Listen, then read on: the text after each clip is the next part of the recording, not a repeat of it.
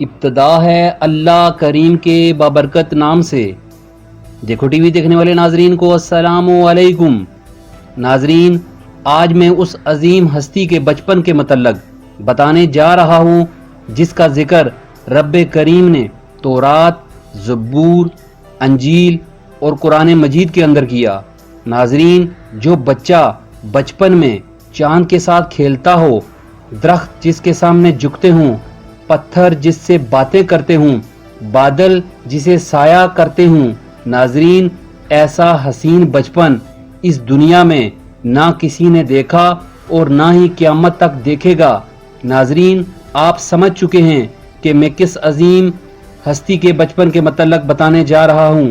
جی ہاں ناظرین، آج میں آخری نبی حضرت محمد صلی اللہ علیہ وآلہ وسلم کے بچپن کے متعلق بتانے جا رہا ہوں۔ ناظرین، ویڈیو کو مکمل دیکھیں۔ ویڈیو شروع کرنے سے پہلے ایک مرتبہ درود شریف ضرور پڑھیں۔ بسم اللہ الرحمن الرحیم، اللہم صلی علی محمد وآل محمد۔ ناظرین، آپ کی پیدائش سے پہلے دنیا میں اداسی، پریشانی، خشک سالی اور لوگوں کے چہرے کے اوپر خوف کے بادل منڈلا رہے تھے۔ آپ صلی اللہ علیہ وآلہ وسلم کی پیدائش 571 عیسوی میں ہوئی۔ آپ صلی اللہ علیہ وآلہ وسلم کے والد کا نام عبداللہ اور والدہ کا نام آمنہ سلام اللہ ہے۔ آپ صلی اللہ علیہ وآلہ وسلم کی پیدائش سے پہلے آپ صلی اللہ علیہ وآلہ وسلم کے والد کا انتقال ہو چکا تھا۔ ناظرین، اس زمانے میں عرب کا دستور تھا، جب کسی گھر میں بچے کی پیدائش ہوتی تو اس کی پرورش دائی کرتی۔ ناظرین، جس سال آپ صلی اللہ علیہ وآلہ وسلم کی پیدائش ہوئی، اس سال جس عورت کو اللہ نے اولاد سے نوازا، بیٹا ہی پیدا ہوا۔ ناظرین، یہاں دائی کا مطلب وہ عورت جس کا شیرخوار بچہ ہو۔ دیہات سے، گاؤں سے عورتیں شہروں سے جا کر بچوں کو گود لیتی، ان کی پرورش کرتی، اس کے بدلے میں انہیں معاوضہ اور تحفے تحائف ملتے جس سے ان کا اچھا گزر بسر ہوتا۔ ہمیشہ کی طرح ناظرین، اس سال بھی بہت سی دائیاں مکہ شہر میں پہنچی، معلومات اکٹھی کی کہ کس کے گھر میں بچہ پیدا ہوا ہے۔ دائیاں مختلف گھروں میں جاتی رہی اور بچوں کو گود لیتی رہی۔ بہت سی دائیاں جناب عبد المطلب کے گھر تشریف لے گئیں، بچے کو دیکھا۔ جب انہیں معلوم ہوا کہ یہ بچہ یتیم ہے تو وہ اسے چھوڑ کر آگے بڑھ گئی، کیونکہ انہیں پتا تھا کہ اس کا معاوضہ ہمیں کیا ملے گا۔ ناظرین، یہاں ایک بات سمجھنے کی ہے کہ دائی حلیمہ بھی اچھے معاوضے کی وجہ سے مکہ تشریف لائی تھی۔ آپ کی سواری بہت کمزور اور بیمار ہونے کی وجہ سے آپ سب سے آخر میں مکہ پہنچی۔ جب دائی حلیمہ کو پتا چلا کہ پہلے آنے والی دائیوں نے مکہ کے تمام بچوں کو گود لے لیا تو وہ بہت اداس پریشان ہوئی۔ آسمان کی طرف نگاہ بلند کی، ہاتھ اٹھائے، فریاد کی، اے رب کریم، خالی ہاتھ واپس نہ بھیجنا۔ دیر سے پہنچنے میں میرا قصور نہیں، میری اونٹنی کی بیماری ہے۔ ناظرین، ایک پنجابی کا محاورہ، دیر آئے تے درست آئے۔ دوستو، کبھی آپ نے غور کیا کہ دائی حلیمہ کی لک کتنی زیادہ تھی؟ ابھی حلیمہ سعدیہ کے آنسو رخسار تک نہیں پہنچے تھے کہ کسی نے آواز دی کہ ایک بچہ یتیم باقی ہے۔ آپ نے اپنے شوہر عبداللہ بن حارث سے کہا کہ ہم اس یتیم بچے کو ہی گود لیں گے۔ عبداللہ بن حارث نے اجازت دی تو دائی حلیمہ جناب عبد المطلب رضی اللہ عنہ کے گھر گئیں۔ آپ کا اچھا ویلکم کیا گیا۔ جب آپ کی نظر بچے کے چہرہ انور پر پڑی تو دائی حلیمہ نے اللہ کا شکر ادا کیا۔ اور ناظرین، دائی حلیمہ کی ایک نظر پڑنے سے دائی حلیمہ سے دائی حلیمہ رضی اللہ عنہا بن گئی.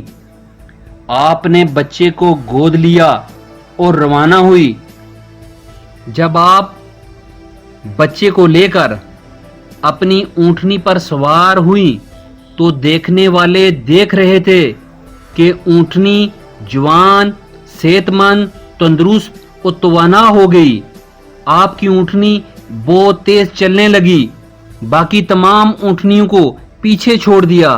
سب دائیاں باتیں کرنے لگی کہ حلیمہ کی اونٹنی صبح تو چلنے سے قاصر تھی، ابھی کیا ہو گیا کہ بھاگ رہی ہے. ان نادانوں کو کیا معلوم تھا کہ جس یتیم بچے کو آپ نے کچھ نہ ملنے کی غرض سے چھوڑ دیا تھا یہ اسی کا ایک معجزہ تھا. ناظرین، دائی حلیمہ سعدیہ رضی اللہ عنہا نے بتایا کہ شام کو جب ہم اپنے گاؤں پہنچے تو ہمارے گاؤں میں ہریالی ہونے لگی. ہر طرف سرسبز اور شاداب ہمارا علاقہ ہو گیا. شام کو حسب معمول جب بکریاں چرنے کے بعد گھر آتی تو ان کے دودھ بھی خشک تھے، لیکن اس شام ہماری بکریوں کے دودھ بہت زیادہ بھرے ہوئے تھے. جب دودھ نکالے تو ہمارے گھر کے سارے برتن بھر چکے تھے.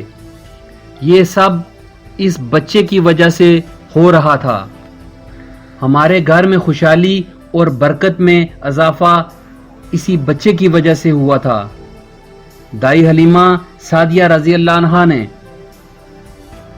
اللہ کا شکر ادا کیا اور آپ نے اس بچے کی بہت خدمت کی.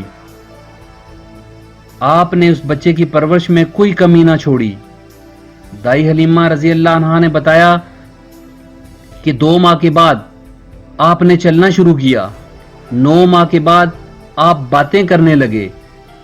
جب آپ صلی اللہ علیہ وسلم 2 سال کے ہوئے تو وعدے کے مطابق واپس مکہ آپ کی والدہ کے پاس لے گئے، مگر دائی حلیمہ نے بتایا کہ میرا دل چاہتا تھا کہ میں اس بچے کو اپنے پاس مزید 1 سال رکھوں. دائی حلیمہ نے آپ صلی اللہ علیہ وسلم کی والدہ سے اپنی خواہشات کا اظہار کیا.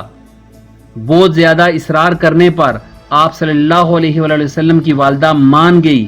اس طرح دوبارہ آپ اس بچے کو لے کر اپنے گاؤں آ گئی. حلیمہ سعدیہ کے اپنے بچے دن کو بکریاں چرانے جاتے، شام کو واپس آتے. ایک دن آپ صلی اللہ علیہ وسلم نے ماں سے کہا کہ مجھے بھی ان کے ساتھ بھیجا کریں. آپ کو اجازت ملی. آپ بھی اپنے بہن بھائیوں کے ساتھ بکریاں چرانے جاتے. ایک دن آپ بکریاں چراتے تو دوسرے بچے کھیلتے رہتے، اور ایک دن وہ بچے بکریاں چراتے تو آپ کھیلتے رہتے.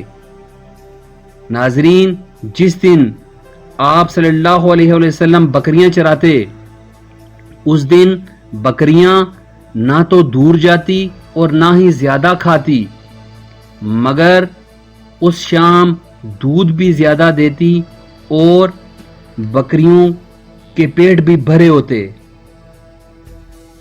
ناظرین، ایک دن اچانک آپ صلی اللہ علیہ وسلم کے رضائی بہن بھائی بھاگتے ہوئے گھر آئے اور اپنی ماں کو بتایا، امی جان، کوئی سفید لباس میں 2 آدمی آئے اور انہوں نے بھائی کو پکڑ لیا. اس سے پہلے کہ بھائی کو نقصان پہنچائیں آپ ہمارے ساتھ چلیں. دائی حلیمہ رضی اللہ عنہا نے بتایا کہ میں بہت پریشان ہوئی اور فوراً بھاگتی ہوئی وہاں پہنچی تو کیا دیکھا، آپ کھڑے تھے، رنگ تبدیل تھا. میرے پوچھنے پر آپ صلی اللہ علیہ وسلم نے بتایا کہ میرا سینہ چاک کیا گیا، کوئی چیز میرے اندر سے نکال کر باہر پھینک دی گئی. حلیمہ سعدیہ نے جب یہ سنا تو آپ کہتی ہیں میں بہت گھبرا گئی. آپ نے فیصلہ کر لیا کہ آپ صلی اللہ علیہ وسلم کو واپس کر دیں تاکہ یہاں کوئی نقصان آپ صلی اللہ علیہ وسلم کو نہ پہنچا دے. آپ نے فیصلہ کیا اور دوسرے دن مکہ کی طرف روانہ ہوئے. آپ صلی اللہ علیہ وسلم جب گھر پہنچے تو آپ کے والدین نے آپ کی آمد کی خوشی میں مکہ والوں کی خوب دعوت کی، مگر آپ صلی اللہ علیہ وآلہ وسلم کی والدہ نے دائی حلیمہ کو اپنے پاس بلایا اور پوچھا کہ آپ تو بچے کو 1 سال کے لیے لے گئی تھی، مگر اتنی جلدی واپس کیوں لائی؟ وجہ کیا ہے؟ مجھے بتائیں۔ دائی حلیمہ نے ابتدا سے سارے واقعات بتانے شروع کیے کہ ایک دن آپ اپنے جھولے میں لیٹے ہوئے تھے کہ اچانک۔ ناظرین مزید آگے واقعات پارٹ 2 میں دیکھیں۔ Thanks for watching.